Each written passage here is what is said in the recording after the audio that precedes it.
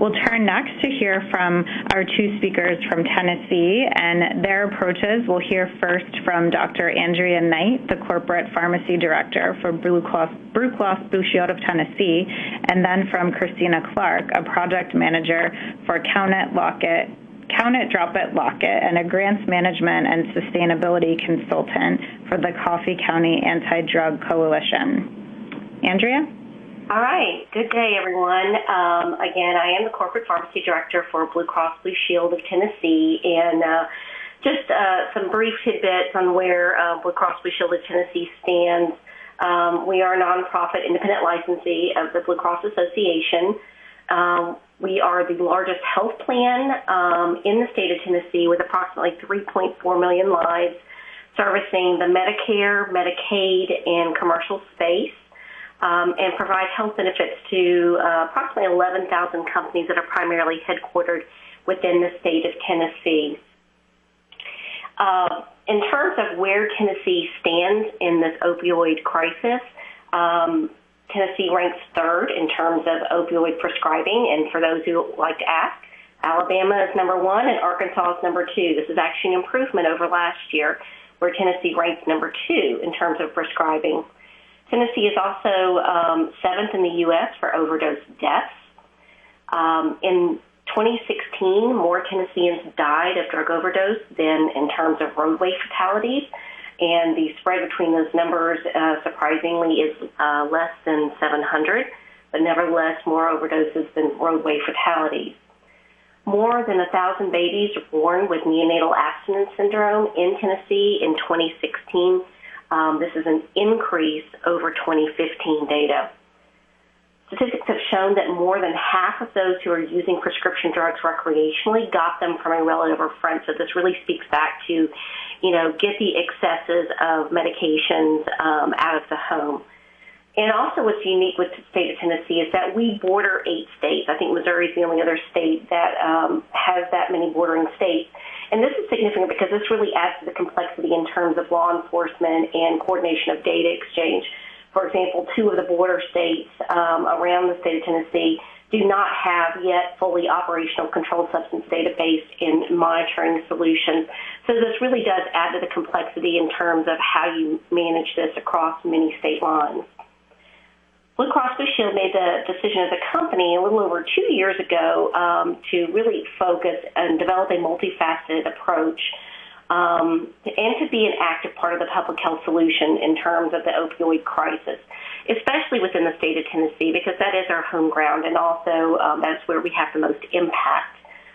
There are 3 primary key pillars here, and I trust that everyone here can read, but we want to make sure we encourage the appropriate pain management while also reducing the risk for member addiction, overdose, and deaths.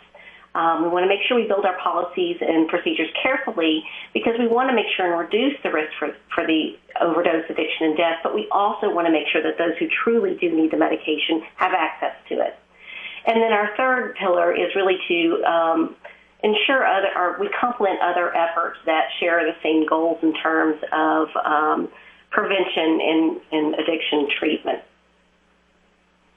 Our strategy, although seems fairly simple here, actually took quite a bit of time, but here are the tenets. We conducted an in-depth review of current guidelines from various agencies, and this includes even the CDC, the Tennessee Department of Health, and we primarily focused on guidelines surrounding chronic pain. We took a look at what industry-level limits and authorization requirements were within the region as well as in the nation, and we compared those to where our limitations and requirements were within Blue Cross Blue Shield of Tennessee. Most importantly, we convened an external advisory panel, and the goal was to really get their feedback and have them assist us in development of a stepwise approach on how we do our part to help manage the opioid crisis.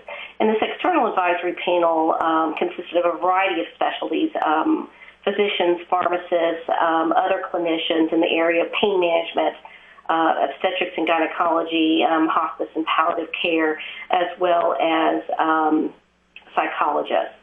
One of the things that we did once we had a developed plan was then looking at communication plans. How do we take this messaging and these activities out to the three main areas as we saw, the prescribers, the patients, and to the public.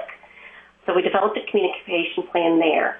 We obviously executed the changes in coverage requirements, and I'll get into some detail on that. And we provided philanthropic support for awareness and community intervention. First up, our policies. In terms of formulary, because oftentimes that can be the quickest and the simplest, at least from a pharmacy health plan perspective, on where you can make changes. I can tell you that our primary goal was to make sure that we still allowed access to care, but yet reduce the risk for addiction and overdoses. In 2016, we modified and expanded our quantity limits on opioid medications, and really it was to align with the minimum industry standards. So it was our first step. We also began requiring prior authorization for patients who were new starts to long-acting opioids. Our criteria was based, again, on primarily CDC guidelines, Tennessee Department of Health, as well as significant amount of feedback from our external advisory panel. In 2017, we stepped the requirements up, began requiring prior authorization for all members receiving long-acting opioids, even if they had been on them previously, and we modified our quantity limitations for both long-acting and short-acting opioids, really focused on the cumulative amounts of opioids across all prescriptions in terms of the morphine equivalent dose. Specifically, we placed a limitation across all opioids at the 200 mark. What were our results? In 2017, we completed a little over 18,000 prior authorization and quantity limit requests.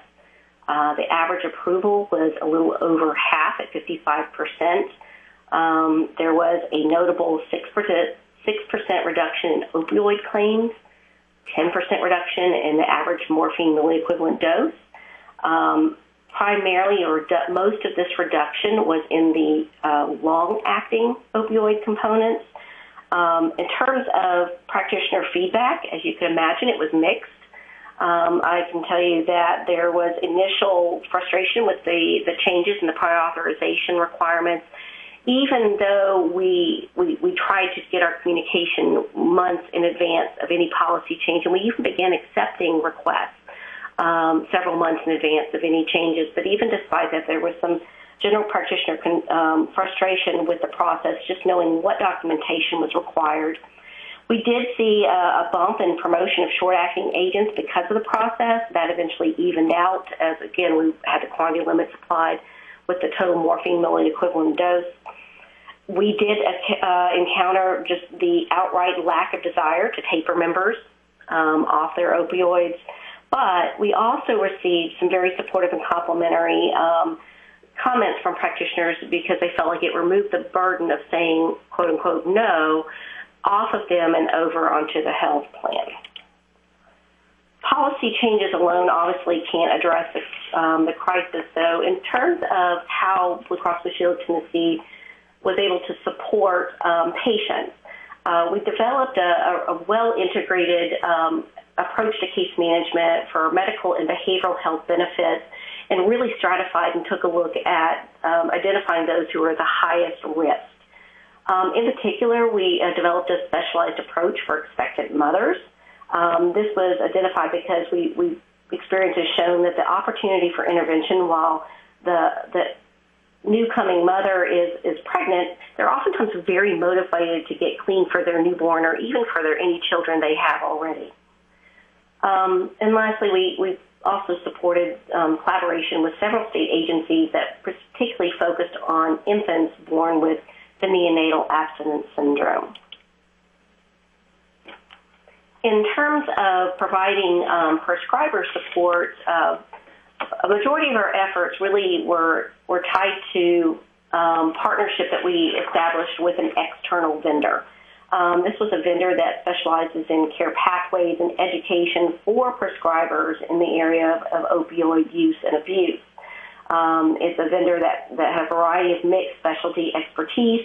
They maintain the largest database on opioid use, as well as the compendium of pain treatment and medication literature. The most effective part of this partnership was the scorecards that were sent out to our network practitioners that really showed, and they were sent out on a monthly basis. Of course, there was a minimum criteria of how many opioids were prescribed, just so we have good data to share with our practitioners, and really was an evaluation of their opioid prescribing patterns compared to network peers.